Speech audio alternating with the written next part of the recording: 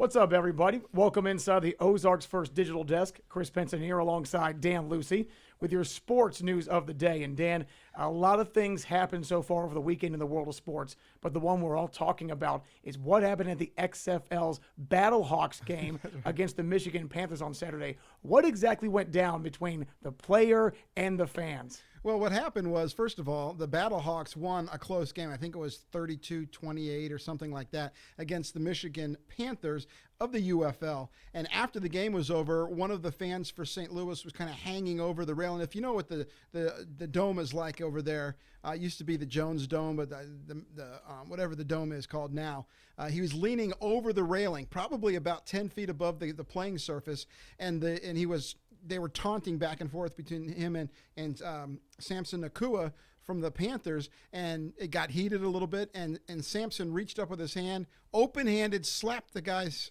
face, and then he walked off. And there was nothing done by any of the officials at the game, after the game on Saturday night, nothing on Sunday, nothing on Monday. Today, finally, the XFL has suspended Nakua for one game, and here's some video of what happened. They suspended Nakua for one game and took his salary for that game as well. Fined him and suspended him. But you can kind of see the fan leaning over, and then just an open-handed slap right there. I was like, that's pretty strong by Nakua. But the thing you would think, and I was talking to you about this, Chris, you would think that something like this, if it happened in the NFL, would get more traction, more notice than it has throughout the sports world in the last couple of days. But it's because it was in the UFL, which is kind of maybe a AAA spring football league. But you know, there are 30,000 fans at the Dome on Saturday, more than were at Busch Stadium to watch the Cardinals play that day. Yeah, seriously. So again, right, for this only to be a one-game suspension, I know you and I both joked and said, well, you know, the league only has 12 games. That makes sense. However, for you to slap a fan in the stands and only get suspended one game, to me is ludicrous because, as we'll note later on in this broadcast, there was another legendary altercation between players and fans, and there were a lot of players and games suspended for that. So we'll talk about that in a second. It's not an isolated incident, and like you said, and I think that the difference is what is the caliber of this league. Right. And you know, it's 2025 now. In a lot of places, the NBA for one, the players run the league. I'm not so sure exactly how much power the commissioner or the president of the UFL has. Yeah, and by the way, Samson Nakua. Samson Nakua is the brother of NFL wide receiver for the LA Rams, Puka Nakua, who, oh yeah, by the way, might and is one of the best receivers in football. So to begin, right? So to me, clearly he's got the pedigree to play the game, but even though the fans might say something, even though they might say some really nasty things to you as the athlete, Dan, you and I have covered sports a long time together. And for you and I have heard a lot of different things over the years of students at high school games or fans at college games or NFL games. We have heard a lot of fans taunt players in a lot of different nasty ways. But you and I both admit you have to, as an athlete, be able to block that out because those are distractions. And no matter how badly they might say something about you, you can't cross that line, right? Well, yeah, and if you do cross the line, you're the one that's going to come out looking bad, being fined, hurting your team, all the things that you don't want to have happen will happen if you cross that line. Yeah, so that was it's inexcusable and unexcusable for the player to do that. And and I agree with you. I think that the fine is a little bit light on what happened. I mean, it has to be. Again, I know it's only a 12-game season, but for Samson Nakua to reach up and slap a fan, somebody who is, oh yeah, that's right, paying your salary in a fledgling league, and let's be honest, it is, there is no way that it can only be a one-game suspension. I think the league should take a lot more action against him because if you are hurting the fans or doing something that is against the people paying your salary and keeping your lights on, per se, that's a really bad look. So number 2 on our list of top 5 most memorable player-fan altercations, that would be this one right here. How about last year's World Series? Mookie Betts, the Game 4 between the Dodgers and the Yankees. Right here you see it. He ran over to the right side to the right foul line area. He caught this foul ball, but these Yankee fans, these 3 guys, or at least these 2 guys here, these 2 reach into his glove. Right here you'll see it, right? The guy in the gray Yankees jersey physically restraining Mookie from getting away and then reaching in, taking the ball out while his buddy reaches in. Point. Yeah, that's the point right there. When his buddy reached over and then grabbed Mookie by his wrist. I mean, yeah, firstly, you shouldn't be grabbing the glove. Yeah. But when you reach across and grab his wrist right there, that is just that's crossing the line. Yeah, again, it's terrifying to me that you see this stuff, right? In this case, this was completely fan-led. Again, right, when there's a player-fan fight that goes on, a lot of times it's because, right, the fan, of course, says something, and the player says, oh, I'm going to cross that invisible shield you think you have. Right. In this case, Mookie Betts is just trying to do his job and make a play, and we know that, hey, you can call interference, but in this case, I mean, this made the entire game stop and make you go, what is wrong with these two idiots? Right. Yeah, that's terrible. Now, you know, when the player goes into the stands, a lot of time the fans kind of back off a little bit and let him try to make a catch or whatever. And I get it that you're at Yankee Stadium and all that, but you just can't be reaching over and grabbing and then trying to rip the ball out of his glove. I mean, give Mookie credit for at least making the catch with all of that stuff going on above that foul, the line right there. Yeah, that was just ridiculous. Yeah, but of course the fan ended up getting banned from the guy in the gray that restrained Mookie. He ended up getting banned from Yankee Stadium, and I think all of Major League games. I don't know about that, but I know he did get banned from Yankee Stadium. So once again, right, you go into that night thinking, oh man, it's Game 4 of the World Series. I want my team to do well, and then for some reason in your either sober or non-sober brain, right? You get the big idea. You know what? Let me just do something really stupid and cost myself the trip to ever go back to Yankee Stadium. That was very dumb in my opinion. And that's going to change the outcome of the game, really? I mean, it was the Dodgers they were going to crush them. Yeah, which they did win 4-1. All right, so that's number 2 on our list. Number 3 on our list of the top 5 most memorable player-fan altercations, well, it's got to be this one. How about number 3 on the list? Quentin Jefferson, a very large man who played for the Seattle Seahawks back in 2017. Okay, this is near the end of the game when the Jaguars are going to take a knee and run out the clock. Fans in the Jacksonville Stadium are throwing things at Jefferson. And mind you, Jefferson was a defensive lineman. So this guy was an easy 6'5", 300-plus pounds. And you got fans throwing stuff at him. And this is where right about, wait for it, you're going to see another object come flying right there, almost hitting him.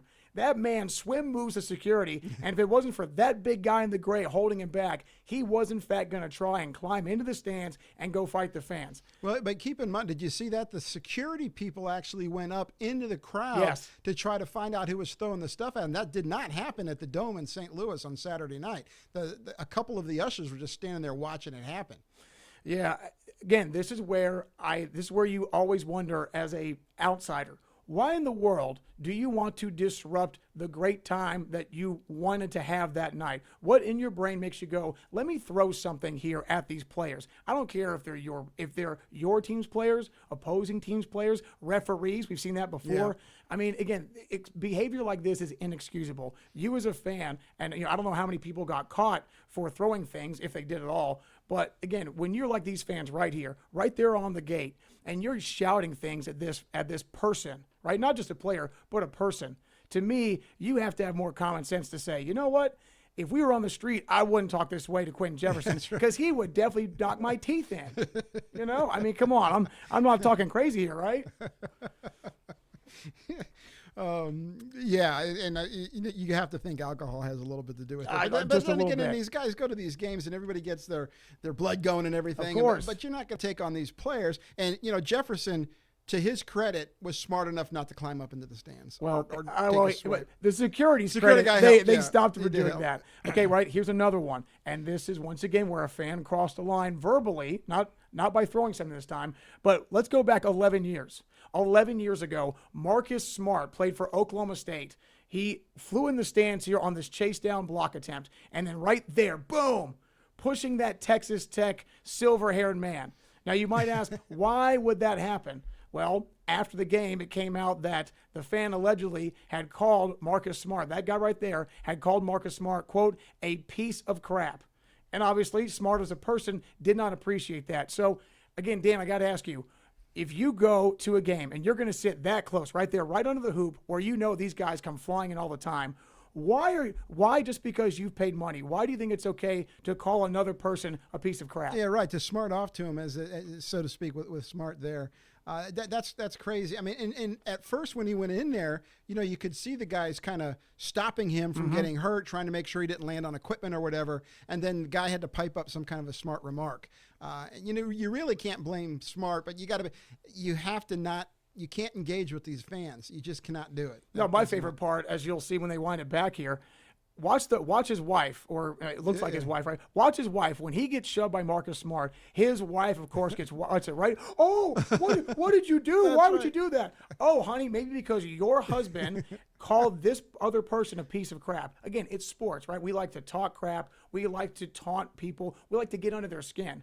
But you don't ever make a personal remark about somebody, especially, a 19-year-old kid who is a trained athlete and, in athletic shape. And that guy clearly hasn't been working out in a while. And it was a college game. It's not even a professional. It doesn't really matter whether it's a professional or whether it's a college game. But, I mean, the guy had it coming, but you have to be a little bit more in control of your emotions as a player. Yeah, you have to be smart about that. And, again, that's why that's where, as Russell Westbrook once said it best, right? When Russell Westbrook was playing for the Oklahoma City Thunder, he was in his prime. He said it best. He goes, fans really don't think about the things they say to us when we're on the court or when we're on the field, because they would never do it in real life. Right. They would never see me in the streets, and they would never say what they're saying. It's just because of that invisible line and that ticket you have on your phone that makes you think, I can say and do what I want. And no offense, but that's kind of that's very much an entitlement thing. And I think we all know, if I wouldn't say it to you in the street, you shouldn't say it anywhere in public. But again, fans, they pay the money. They think they're entitled. All right, so we talked about this one coming up, okay? This is arguably, in America at least, the most infamous fight between fans and players we've ever seen, right? Around the world, soccer takes the cake, because soccer's had all kinds of melees and brawls between fans flooding the field. But this, I remember this. I was a freshman in high school when this happened. November 19th, 2004, it was, in fact, the Malice at the Palace, when laying on the table was Pacers guard Ron Artest, and Ron got hit with a cup of ice, as you saw, and then he went flying in the stands, and here comes his teammate Steven Jackson right there, and watch him swing, and boom! Oh yeah, I mean, this fight was crazy, right? This fight happened as you can see, the waning seconds. There were 45 seconds left in the fourth quarter of this game. It was almost over. Indiana was up by 15 points. Prior to this happening, there was a big brawl between Ron Artest and Ben Wallace, because Artest fouled Wallace. Next thing you know, they start pushing and shoving. So once things got cooled down, per se, Ron Artest was laying on the scorer's table. Then comes the cup, and then the rest of this ensued. Okay, here's the breakdown of this. 9 players between the two teams got suspended for a total of 146 games. There was a total of $11 million lost by all 9 players because of that suspension.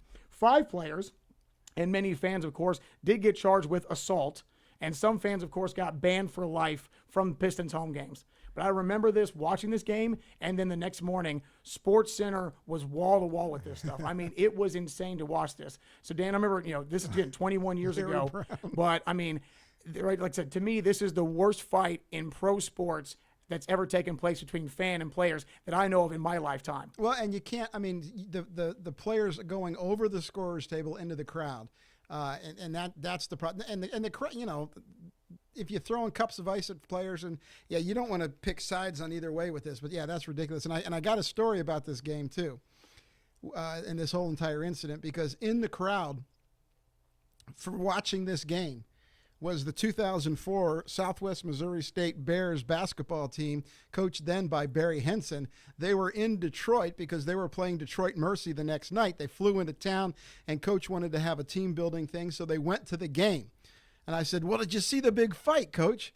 And he was like, no, we left early because we had a game the next day, so they left at the beginning of the fourth quarter. Yes. No, wait. You're telling me that Missouri State was there in the building? They were in the building. Of the night of the Malice at the Palace? That's right. The players were there. They watched the whole first half, and about between the third and fourth quarter, that's when Coach decided they needed to kind of get out of there before the crowd gets going, because they had a game the next day against Detroit Mercy.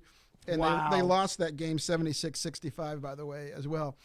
And we've been talking about this, and it's not anything that's like, oh, it's just the last couple of years or the last couple of decades that this kind of stuff has happened. I remember a story with Ty Cobb in 1900s, early 1900s of baseball. You watched that game? I was there. I was not covering that game, but there was a person that was a crippled person sitting behind third base, heckling Ty Cobb the entire game. And he came in the game. I think he hit a triple. And he came around second base, slid into third base, popped up, jumped over the wall into the crowd, and started beating up on this crippled guy who was giving him trouble the whole entire game. No way. And Ty Cobb was suspended for a number of games, but that'll just tell you how much. First of all, how bad of a person Ty Cobb was. And secondly, the way baseball was back then. And thirdly, this isn't anything new.